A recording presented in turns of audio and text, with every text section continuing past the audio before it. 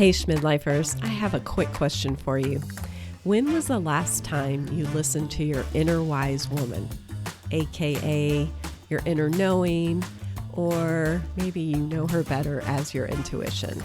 You know, she's the one who whispers to take a new route home, and then you later find out that there was a bad car accident on your usual route. Or she whispers that a certain person gives you the creeps and you have no idea why, but you definitely steer clear. She also is that gut feeling when a new opportunity feels just right, even if it does feel a little bit scary. And I will share that if we listen hard enough, you can also hear her whisper about what we really, really want. And I do mean whisper, because most often we've drowned out her voice with our very loud inner critic. And honestly, I like to call her the inner mean girl. That constant chatter, I know that you know her. She's that constant chatter about how you aren't good enough, how you aren't smart enough, how you're not young enough, all of those things. By the way, I'm just going to tell you that all of those things are false. You are all of those things. You are smart enough, good enough, and just the perfect age. But that inner chatter, that loud inner critic, is formed out of fear. That's our lizard brain hard at work trying to keep us safe. But your intuition, she's patient, but we really do need to learn to tune into what she's saying. And in doing that, we actually turn up her volume. And then we begin listening to what she says, trusting to what she says, and honoring her suggestions. And that brings me to today's guest, Marianne de Kleer. She is a Canadian expat living in the French countryside. And yes, you are going to be jealous when you hear more about it, just like I am.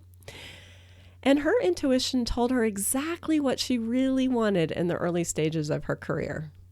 But she took the way that most of us do. She chose what seemed like the practical choice. Raise your hand if you can relate. So let's head over to the conversation. Marianne de Kleer is a certified sophrologist and holistic wellness facilitator, working in both English and French.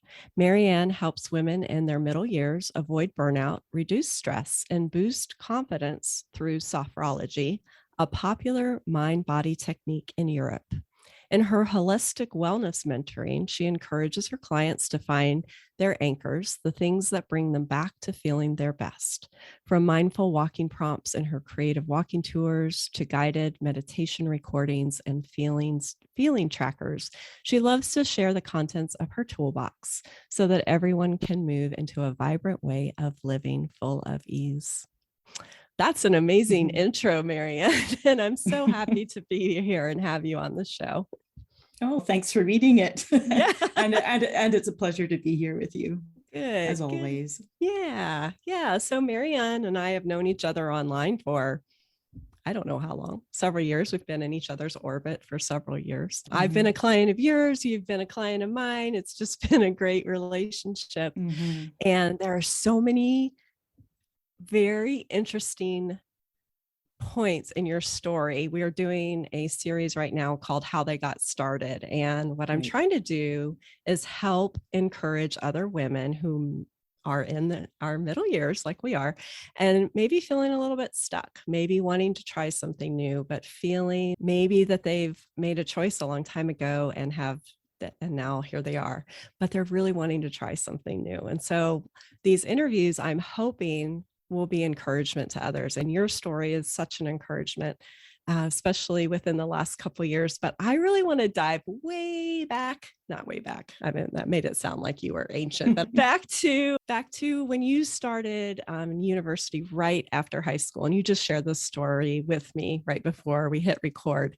And can we just dive back into 18-year-old Marianne, or however old you were back then, and what was going on with you at that time? Sure. So when I graduated from high school, I didn't actually know what I wanted to do, but all of my teachers knew that I was really into music. So they suggested that I start studying music. And so I auditioned and I got into university in the music program. And so I got my bachelor's degree in music to start off with. Mm-hmm. And I guess the idea at the time was to become a performer or maybe a music historian. I wasn't quite sure. And then I needed to get a real job. I spent a year in France after university. And then when I came back, I thought, I should probably get a real job. And so I went back to school to get my bachelor's of education, to become a high school teacher, and doing my best to fit into the mold, so to speak, and do what was expected or right, or I don't know what. Exactly. That whole quote, I'm using air quotes, real job. Exactly. A real job, Exactly. Like, yeah. And I was singing. I wasn't necessarily singing professionally, but I was singing, and slowly the professional singing started to take more and more of my time. And so while I was working as a teacher, it was becoming more and more difficult to do the singing because we needed to go on tour. We were recording CDs. We were doing all sorts of things. And so after 3 years of teaching, I threw in the towel. Yeah. And I quit. And I decided I need to do something else to support my singing. And that's where I started getting creative with working at the public library on call and working in an interior design office. All of these things were part-time and on call and very flexible. And that allowed me to continue singing. Yeah, which sounds like that was a true passion of yours. If you gave up your real job. So. Yeah, and that was a huge decision because I had invested all this time into becoming a teacher. I had the permanent contract and I could have easily stayed in that stream and all of the benefits that went with it. But after 3 years, I was already done. I could feel it like this is not life. I am eating, sleeping, working, and repeat. And that was not how I wanted to live life. Yeah. Yeah. But it was scary making that decision. Oh, sure. I was just getting ready to say that probably was very scary. I'm thinking of the time when that was. Right now, there's so much going on with the world economy right now. But before 2020, and I'm sure after, it's been called the gig economy, where it's very common for people right out of high school or college to work several jobs so that they can live a life that they want to live. And here you were. I'm just trying to guess what year that was, the 90s, 80s? In the 90s, yeah. Yeah. Yep. So here you were trailblazing way before your time, making that choice. And that must have been scary. And what a courageous choice that was. Yeah, I remember at that time, there was that book, The Artist's Way, that came out by Julia Cameron, and I went through that. And that actually really helped me to sort of come to this decision of choosing my life's direction. Yeah. And I think I told you just before we started recording here that I had gotten out of my Bachelor of Education program and I was having a conversation with a woman. And I said, yeah, so I've studied to become a teacher, but what I really want to do is buy a house in France. And she said, oh, Marianne, don't become a teacher. Just go buy the house in France. Oh my gosh. Skip this episode of your life. You don't need it. Wow. What? Are you still in contact with her? Because no, I'm not. No, I wish I were. I know. Because that would be such a wonderful thing to share with you, because I'm going to jump right in. You do own a house in France now. Yeah. So that came later. That came actually after I quit my teaching job. I started doing a design program because I was interested in interior design.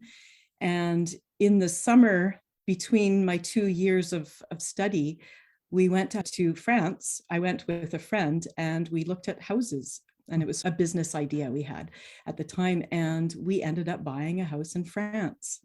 Wow. Yeah, I'm trying. Time ago. So that was, were you doing retreats then? I'm like trying to go off of memory here. Yeah. So we bought the house with the intention of fully renovating it because it needed quite a lot of work. And the idea was to have a place where we could have retreats, like singing retreats, yoga retreats, art, painting retreats, and just have people come to France, stay in the countryside with us. We'd cook delicious meals and show people around and travel around, explore things. And we did do that for a few years, just in the summertime. Yeah. Right. I'm imagining right now listeners raising their hand saying, I want to go. I want to go. Because I know when I hear that, it's wow, retreat in the French countryside sounds amazing. Yeah, it was really lovely. People coming from mostly North America, mostly the States and Canada, but we did have a few other people as well. And so things shifted and changed again, right? And so as we're traveling through your life and looking at the choices that you made and the shifts that have happened, and hear this, what you're saying you wanted to do, it sounds like it shifted again. And so tell me, you don't have to dive into how all that shifted, but just like, what am I trying to ask? What was next? After I was working as a singer and doing my little side gigs to make that happen, and then coming to France in the summertime. And then I met my French husband, initially online, and then I came and we met in person, and it was very natural right from the start. So then the shift started to happen, like how to move to France. So that was the big shift at age 40, leaving my country, all my friends and family behind. Wow. To an unknown thing. Like I was just blindly moving to France. Of course, I had a bit of experience in France because I already owned a house here, but it was, like full-time living somewhere else is quite different than just visiting in the summertime. Sure. Yeah. Yeah. We decided that instead of having him come to Canada, it was easier for me to come to France. And so that was the big shift. And it felt like anything could happen. It was like a whole world of possibility in front of me. And I had no idea what I was going to do once I got to France, but I felt like it was time. Like I had been singing for 17 years and I felt like it was time to move on into new adventures. And I think I was ready for a change of scenery as well. So yeah. So I took the plunge and moved. Wow. So I've just moved cross country and I can't imagine moving to another country. So that's a big move and a big decision to leave your family and friends in the country where you were born and to start fresh. Absolutely. Yeah.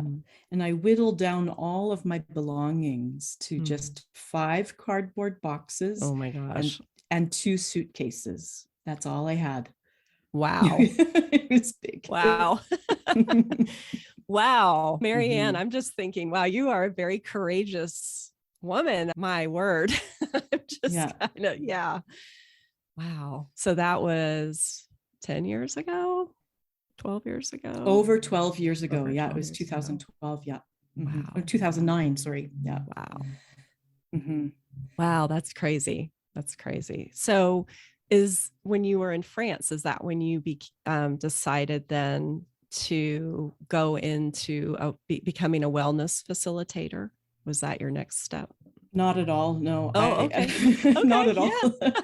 So I arrived in France and I thought, okay, I have to start working. And I thought maybe I would try singing. So I did I do a lot of auditions and I got on the list, so to speak, of a couple of different groups. But while I was waiting for those calls to come in, for gigs to come up, I needed to start making money. So I ended up teaching English in the business setting, going into businesses. And I really enjoyed that, but it was not sustainable in terms of income. Like I would have been difficult to make a full-time living off of it. And so I did it for about a year and a half, and I just started looking for another job. And I thought to myself, I would love to work in the arts if possible. And I would love to work in music if possible, classical music if possible, singing if possible, maybe me not singing, but something related to singing. And I ended up finding a job in a music center. It was a vocal arts center. And we had a vocal ensemble in residence. We ran a number of different festivals, and I became the communications and marketing manager for this music center in this quaint little village. And I did that for over 7 years, which really gave me a lot of confidence in my French language skills, also just in marketing and communications. and in running events and all that kind of thing. Like I learned so much from that job. It also stressed me out. I came near to burnout. Yeah, I'm sure. I come from a background in marketing, communications, and events and all that. So yeah, it can be very stressful for sure. Yeah. And it was actually smack dab in the middle of that job, say 3 or 4 years into it, that I actually discovered sophrology. And it was because work was getting stressful and we had a merger, I had a new boss, and I started having panic attacks for the first time in my life. Oh, goodness. The first one happened at a staff meeting. And so in front of all of my colleagues. And I thought, this is not good. I need to take care of myself here. And a colleague suggested that I see a sophrologist. And so that I took her advice and I called up a sophrologist and I saw her like once a week for a couple of months. And that was a very transformative experience for me. That became the sort of seed, I think, that was planted, so that when I eventually quit that job a few years later, I knew the direction that I wanted to go in because it had brought so much to me and I want to be able to share that with others. Yeah. So here in the States, I have a lot of listeners in all over the world, but mostly in the States and Canada. Could you please explain what sophrology is to those of us who don't know? I didn't know until you told me, so I find it very intriguing. Yeah, no, it's a kind of a strange word as well. So it's a mind-body technique that's really super popular here in France. It was developed by a neuropsychiatrist in 1960, and it uses a number of different things that probably most listeners will be familiar with, like gentle movement, breath work, and then guided visualizations and positive visualizations. And so each session has a combination of those kinds of exercises. And it's really helpful in reducing stress and boosting confidence and really tackling all sorts of things. I have people coming to me for insomnia, or they might be feeling stressed at work, or like people doing mental preparation for an event. Like here in France, prenatal sophrology is very popular as well. People who are going to give birth. Wow. And so, that's the sort of nuts and bolts of it. It's been practiced by millions of people, mostly in France, maybe a bit in Switzerland and Belgium. It's specifically very francophone, like French centered, and it's slowly being brought out into the English speaking world, but it's still not very well known. Yeah. Yes. When you shared it with me, I had never heard of it, of course, but I have experienced it on several occasions through you. And it is pretty amazing. I'm looking at the date right now, and the first time I experienced it was last year, the day after the insurrection. So that would have been January 7th, 2021. And I had already signed up for it. I didn't know how much I was going to be needing it, but I remember thinking when we were about halfway through, I thought I needed this so much. I just had no idea. And then experiencing it again through you after I moved. Again, the timing of it was just wonderful. You invited me to it. I was like, oh yes, please. That would be amazing. So I'm just going to put a little plug for my listeners. If you are interested in finding out more, then Marianne is the one to talk to about that, because she's amazing and gentle and makes you feel very much cared for in the process. And it really is an amazing technique. And so you and this is when you've made this decision and you've decided to become a sophrologist, were you already doing the wellness mentoring, the wellness facilitating, or how did that all fit in together? Yeah, so I knew that I wanted to start working for myself and in this sort of wellness world. And so I started putting a program together. I was working with a business mentor at the time, and I was working on a program. And as I was doing so, I wanted to bring in some of the guided visualizations that I had experienced in my sophrology sessions. And then that got me down the rabbit hole of maybe becoming a certified sophrologist. And I had enough, like in France, there's this point system. When you work a full-time job, you get points for professional development. And so I had enough points to pretty much cover the cost of that training. And I thought, well, why don't I take advantage of that? That would be helpful. And so, yeah, I had already started working with clients, and then I started my sophrology training. And then I met you just after I finished that training. I was trying to think where in that process that we met, but it was very much close to that. And that's so interesting, because when I think of whenever we were in each other's orbit, I really thought that I didn't realize the sophrology really came first. So, that was really the seed that was planted first. And you have some very incredible, you do the creative walking tours, so amazing. And so there's other things that people can participate in with you for sure. But I love now that I see the connection with all that is, oh yeah, that's sophrology. That's a piece of sophrology in almost everything that you do. And so I'm just thinking, one thing that I love to do is think about this golden thread that kind of weaves through all of our lives and all the twists and turns and the ups and downs. And now you even have a channel on, I don't know if they call it channels, but you're on Insight Timer. So now people can, subscribe to that and get some of your visualizations and your meditations. And I just wonder how much of performing and then just how everything has influenced and informed the next decisions that you make. And I'm wondering have you ever thought of that, or do you see it yourself? I definitely see the threads of my voice, like having trained as a singer and now using my voice in sophrology, like with guided meditations and whatnot, that I'm still using my voice. So there's that for sure. And then there's also this creative side as well. I always like to bring a bit of creativity into my work.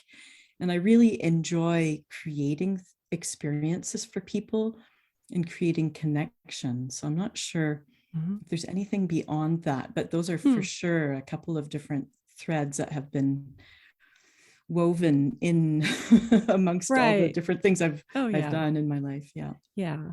I think of too the experience of the marketing and communications, how you use that, and then also teaching and how much teaching has come into play. It takes something to be able to stand up in front of class, whether it's in person or even online, and to be able to hold that space for your students, so to speak, or clients in this case. Yeah. And that is, you're right there, because teaching, you have an audience of students in front of you, and you have to hold that space. You have to capture their attention. And then the same thing, like when we would give concerts, sometimes we'd speak to the audience between pieces or at the end.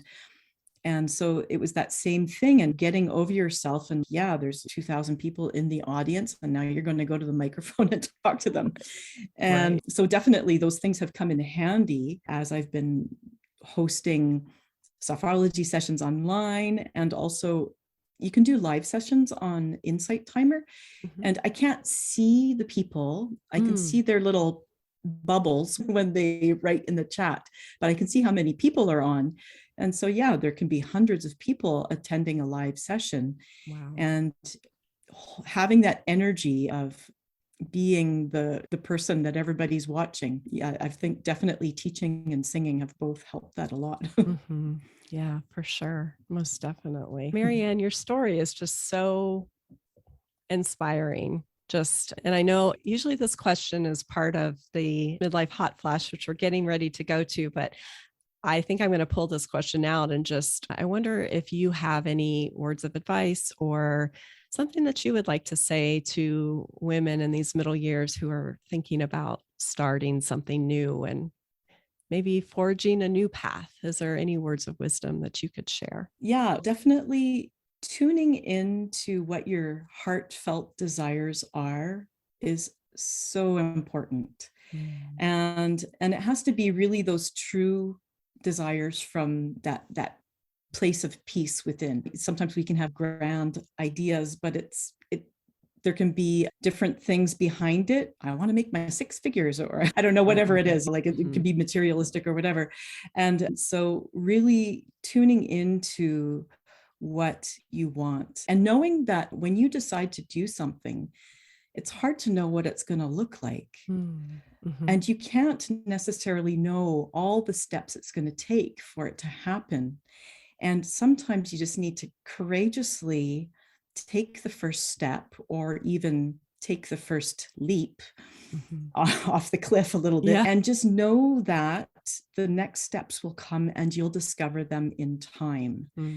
And I know that as I've been working on my business, I could never have imagined doing what I'm doing now. I don't think even 2 or 3 years ago, I could have known what it would look like exactly. And it's something that's come organically through taking the next step, following my curiosity, hiring people with whom I felt there was a connection and it felt like it was the right decision. So just really following my gut and my heart. There is some daring and some courage needed for sure, but you can always figure things out. Marie Forleo, she says, things are figure outable. And I really do believe that. And you don't need to figure everything out right from the start. It can be a step-by-step process. Definitely. Yeah, I feel like that's a place where people get stuck, where they feel like they need to know all the steps. They need to know all the instructions, and then they'll start. But unfortunately, it's not like that. You have to take a step, and then you discover your next step, and then the next. And maybe at one point you'll figure out the next 5 steps, but people want that path, that golden path to be lit up for them. But actually the steps light up when you take the first step. So it's a definite mind shift there, and it definitely is courageous. And I am drawn back to when you said you were looking for a job in France, and you stated you knew you wanted to work with music. You knew you wanted to have something with singing. You had these points that you just, I feel like this goes to, even though in my world, the world manifestation gets us so many different things for so many people, and in the way that you're very clear on what you want. You're setting your intention for what you want and your actions. And then there you go. You didn't know what it would look like, but it led you into a very important next step in your career and onto your business. Yeah. And none of the steps that I took along the way have been, I haven't regretted them, because they all lead to the next thing. And I love where I am now, and I wouldn't be here now without all of those previous steps. And you have your house in France, just like you said, when you were 20 something years old. So, exactly. Yeah. No, it's fabulous. That's awesome. That's so amazing. Yeah. Okay, Marianne. So like I alluded to just a couple minutes ago, are you ready for your midlife hot flash? Oh, goodness. Yes. Yeah, no one, this is the only type of hot flash everybody likes. So basically this is 60 seconds and to answer 10 questions, but I already pulled out 1 question. So actually we only have 9 questions to answer. So let's go. So the first question, tea or coffee? Oh, both. Coffee in the morning, tea in the afternoon. I'm with you on that. Yeah. Favorite all-time band or musician? Oh, goodness. There's so many. I always love Steely Dan. I always get a big smile when I listen to Earth, Wind and Fire. But I have so many different composers all through the centuries that I love. Yeah. As a music person, then I could see that for sure. Favorite dessert? Anything with lemon. I love lemon meringue pie, lemon flan. Nice. What did you want to be when you grew up? I wanted to work in a greenhouse. I wanted to record records. I wanted to be an interior designer. And I think that's about it. Yeah. One of those multi-passionate young women, just like me. What is your current self-indulgence? There is a pool near my village here in the middle of nowhere, France. And they have a sauna, hammam, and jacuzzi area. And I buy a card so that I can go there whenever I want. And I just love spending an hour or two in the warmth, in the heat. That sounds lovely.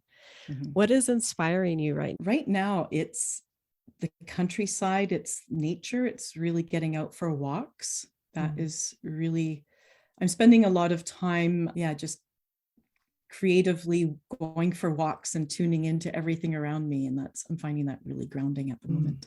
Yeah. What do you hope people say about you when you leave? Oh, that Marianne, she is. Oh dear. When first of all, I'm a bit of an introvert, but I'd like them to say that they feel that I'm supportive, but also creative and maybe a little bit determined. Those are great things. All right, the very last one. If you could be any animal for one day, what would you be and why? I think either a sea creature or something in the air, just because I live on Earth and I don't live in the air or in the water. So maybe either a whale or like a dolphin or something. That would be nice to glide through the water. Yeah. Or like a bird flying in the air. So many parts I could dive in there. So what were you going to say? Yeah. No, I was just going to say just today, like it was a super windy day here today and I went for a walk. And I saw this hawk just riding the wind, just hovering. And I thought, wow, that looks like a lot of fun. Surfing, but up in the air.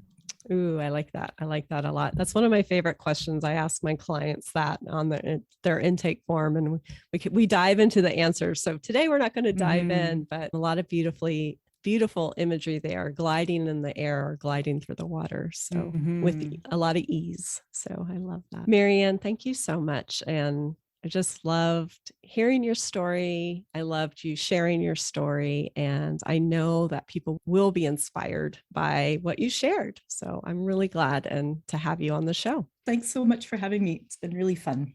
One thing that I forgot to ask when we were having our conversation was how people could connect with Marianne. Be sure to go to the show notes as well as the episode description for all the links to connect with her. You can find her on Instagram at Marianne Kleer, also on Insight Timer, and her website is mariannedecleer.com. She also offers a year of creative walking tours. And when you follow her on Instagram, you'll be able to find hashtags of other people who are doing the walking tours. It's such a wonderful experience. I hope this conversation inspires you to tune into your intuition, to really listen to what she's saying. And I hope that by doing that, you follow those maybe someday dreams. You know, those things that you said, oh yeah, maybe someday I'll get to that. Well, you know something? There's no better time than today. Be sure to join us for the next episode of the How They Got Started series when we speak with Diane Diaz, who has so much to share, even about learning new things, like learning to swim right before she turned 40, and her experience in completing the Florida Ironman triathlon at age 47, and what in the world would compel her to do so.